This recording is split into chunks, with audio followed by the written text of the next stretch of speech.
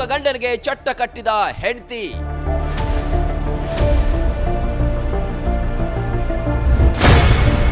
ಗಂಡನಿಗೆ ಯಮನಾಗಿ ಕಾಡಿದ ಮಡದಿ.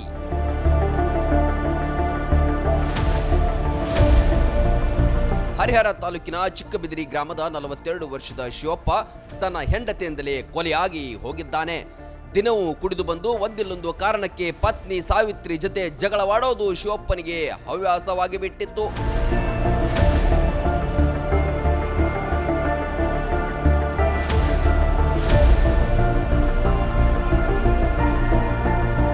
ಇತ್ತೀಚೆಗೆ ಶಿವಪ್ಪನ ಹುಚ್ಚಾಟ ಕೊಂಚ ಹೆಚ್ಚಾಗಿತ್ತು. ಇದು ಪತ್ನಿ ಸಾವಿತ್ರಿಗೆ ಇನ್ನಿಲ್ಲದ ಕಿರಿಕಿರಿ ತಂದಿತ್ತು. ಎಂದಿನಂತೆ ಕುಡಿದು ಬಂದು ಗಲಾಟೆ ಮಾಡಿದ್ದಾನೆ.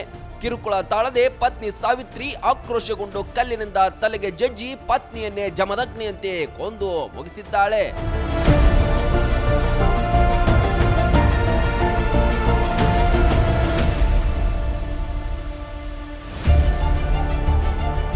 ಮನೆಗೆ ಬಂದ ಮಗ ತಂದೆಯ ರಕ್ತದ ಮಡುವಿನಲ್ಲಿ ಬಿದ್ದಿರೋದನ್ನ ಕಂಡು ಬೆಚ್ಚಿ ಬಿದ್ದಿದ್ದಾನೆ.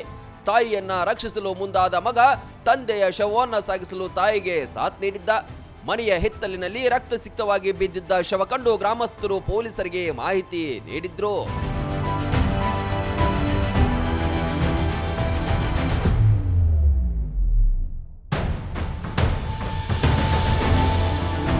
ಹರಿಹರ ಗ್ರಾಮಾಂತರ ಪೊಲೀಸರು ತಮ್ಮದೇ ಶೈಲಿಯಲ್ಲಿ ತನಿಖೆಯನ್ನ ಚುರುಕುಗೊಳಿಸಿದಾಗ ಅಸಲಿ ಸತ್ಯ ಹೊರಬಿದ್ದಿದೆ.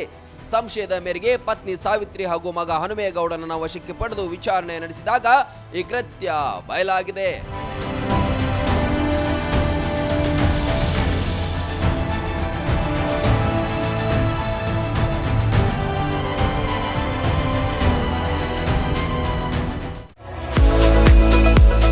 ಮುಧೋಳದ ಪ್ರತಿಷ್ಠಿತ ಶಿಕ್ಷಣ ಸಂಸ್ಥೆ Shri Sangamnath international CBSE English medium ಮತ್ತು ಕನ್ನಡ ಮಾಧ್ಯಮ ಸ್ಕೂಲಿನಲ್ಲಿ ಅಡ್ಮಿಷನ್ ಆರಂಭವಾಗಿದೆ. ನುರಿತ ಬೋಧಕರು, ಡಿಜಿಟಲ್ ಕ್ಲಾಸ್ ರೂಮ್, ಸುಸಜ್ಜಿತ ವಿಜ್ಞಾನ, ಗಣಿತ, ಕಂಪ್ಯೂಟರ್ ಲ್ಯಾಬ್ಗಳು, ವಿಶಾಲವಾದ ಆಟದ ಮೈದಾನ, ಸ್ಕೂಲ್ ಬಸ್ ಸೌಲಭ್ಯಗಳಿವೆ. ಇಷ್ಟೇ ಅಲ್ಲದೆ ವಸತಿ ಶಾಲೆಗಳಿಗೆ ಆಯ್ಕೆಯಾಗಲು ಬೇಕಾದ ಉಚಿತ ಕೋಚಿಂಗ್ ನೀಡಲಾಗುತ್ತೆ. ಸುಂದರ ಪರಿಸರ ಮಕ್ಕಳ ಕಲಿಕೆಗೆ ಮುದ ನೀಡುವಂತಿದೆ. ನರ್ಸರಿಯಿಂದ 10ನೇ ತರಗತಿ ತನಕ ಒಂದೇ ಸೂರಿನಡಿ ಗುಣಮಟ್ಟದ ಶಿಕ್ಷಣ ಕಲಿಯುವ ಅವಕಾಶ ನಿಮ್ಮದಾಗಿಸಿ. ಸತತ 13 ವರ್ಷಗಳಿಂದ ಎಸ್ಎಸ್ಎಲ್ಸಿಯಲ್ಲಿ 100% ಫಲಿತಾಂಶ ಬಂದಿದೆ. ಕ್ರೀಡೆ ಹಾಗೂ ಸಾಂಸ್ಕೃತಿಕ ಕಲಿಕೆಗೂ ಹೆಚ್ಚಿನ ಒತ್ತು ಕೊಡುತ್ತೇವೆ. ನಿಮ್ಮ ಮಕ್ಕಳ ಉಜ್ವಲ ಭವಿಷ್ಯವೇ ನಮ್ಮ ಗುರಿ.